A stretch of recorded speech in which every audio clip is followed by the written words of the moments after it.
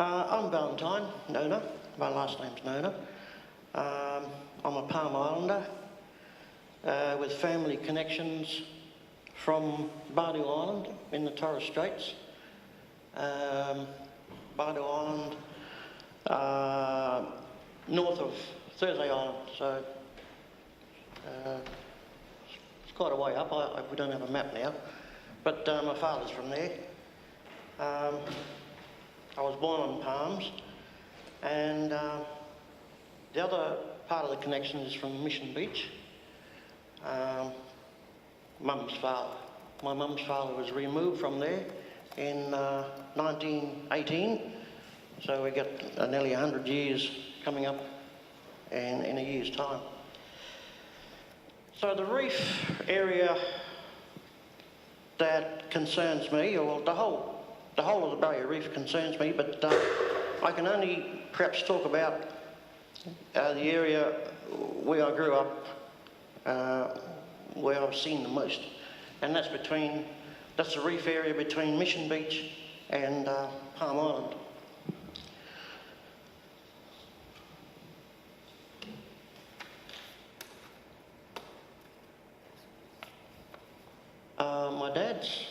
My dad's was a seaman. He was a pearl diver. His father was a seaman and a diver, and so was my great-grandfather. So our connection to the sea and the reef was always there. I spent many hours sailing with my grandfather. This is up in the Torres Straits.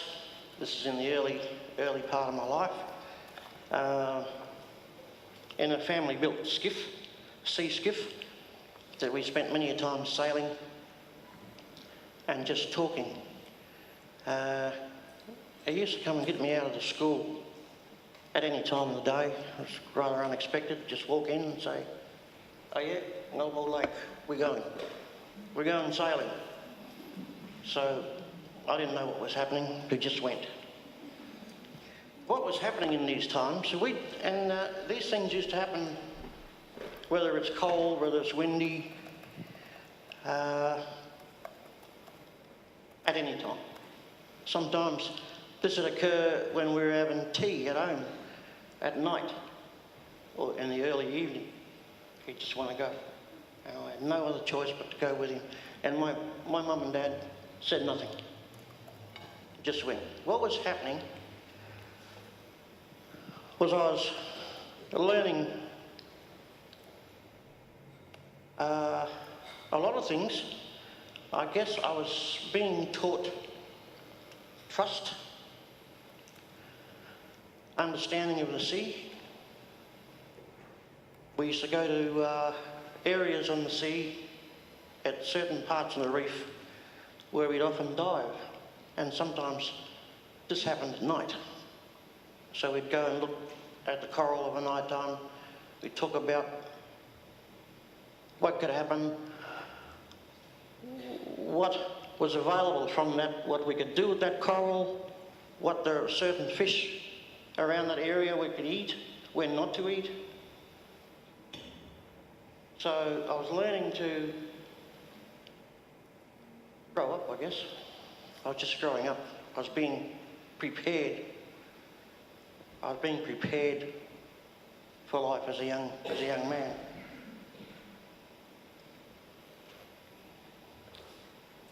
Coming back to Palm Island, where I was born, of course the reef near the Palms is just beautiful. I think my first memory of going out to the reef at that time would have been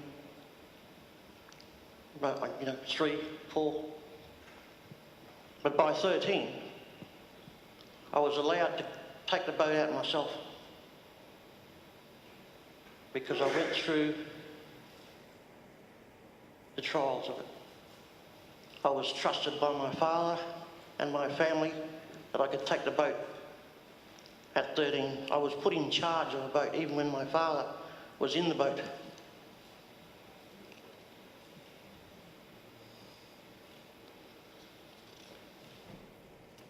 So So there were hunting trips. There were hunting trips on the different parts of the reef. I'm speaking here on a spiritual and cultural part of it, I think, where I was taught about the behaviour of the sea creatures, the sharks, the manta rays, what happens, turtles. I could basically, if I saw a shark or sea turtles or a cluster of fish, school of fish, I could basically tell or see what was happening around them and how I needed to prepare myself if I was in the water.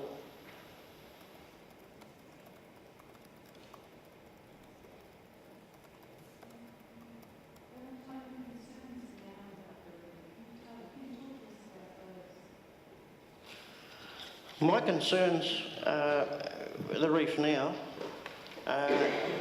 I'm really upset about this because I spent a lot of time on the reef.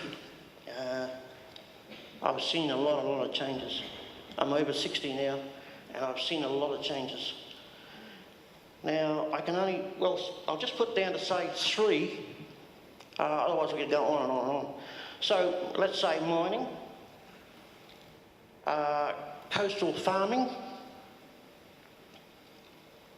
and others that relate to both those. So as far as mining, I believe there's another mine being opened up in central Queensland now. I think it's Gina Reinhardt's. I couldn't believe that was approved. I really couldn't believe it. After the destruction that's been happening around Gympie and Mackay areas. So,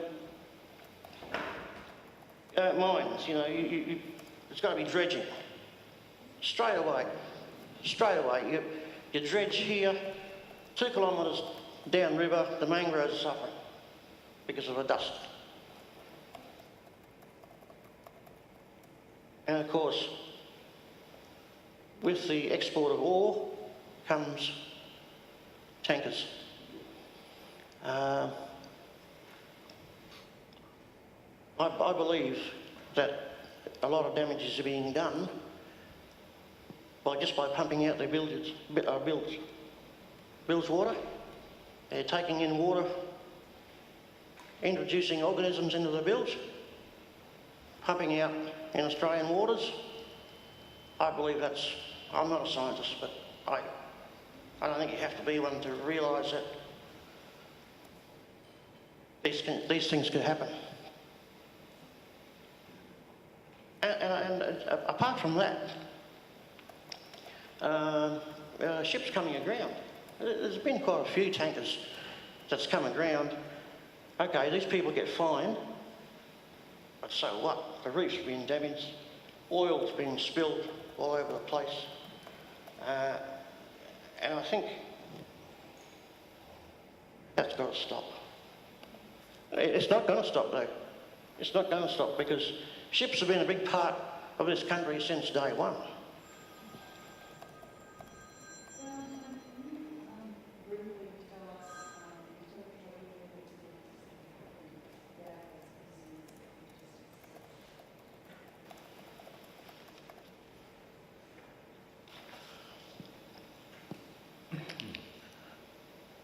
What I'd like to see happen is that people on the ground, people like the traditional people from that country should be given more meaningful roles to look after their resources. To be given back the responsibilities to care and look after the land. Forget native title. I got no time for it. I don't think it's working. Also, I also believe that we, as Indigenous people from the land have got to go back and start talking to our young people, because I think over the years there's been a progression of a downfall. So that's got to change again. I'm not putting blame on every single person in this country, but I think our people have got to learn to stand up and get back educated again. Because the way to look after our reef has changed. It's changing all the time. So rubbish, plastic bags in the water. Turtles mistaken for jellyfish, because turtles control the jellyfish. They can't digest. They drown. And then as the progression continues on to the crown of thorn starfish, it was taken over our reef. We've had to go out and spear them and pull them up and also physically grab them and kill them. So maybe more programs or scientific research, I believe, is happening now about in growing a coral or putting them through temperature changes, which is what's happening. I think the government I think we all need to look at climate change, but I think the government in particular, instead of talking about it and playing political games, to stand up and do something positive, because I really believe in my life. Well, it might be selfish here, but in 50 years, maybe 60 years, I think we won't have a reef. I don't think we'll have one. So I'm glad I won't be around then, to be honest with you, because people in power just won't listen. The government, they won't listen. They only listen to certain people where they're going to get something out of. They won't listen to us. I think our reef's destroyed. But in the back of my mind, I look at what the scientists are doing about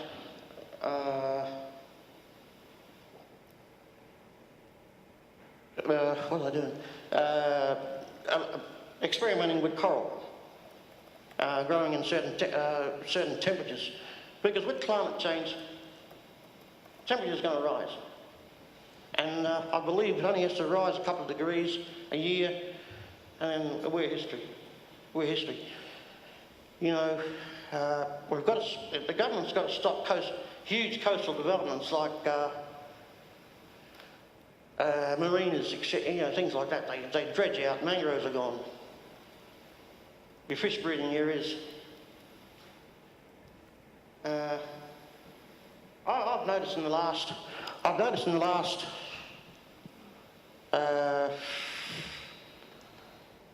10 years, because I'm on the water all the time. Sharks around the island are going berserk. They never used to be. Tigers, we're getting tigers everywhere.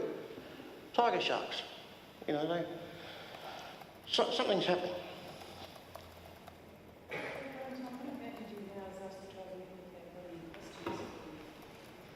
Thank you. Please make it simple, because I don't know too much.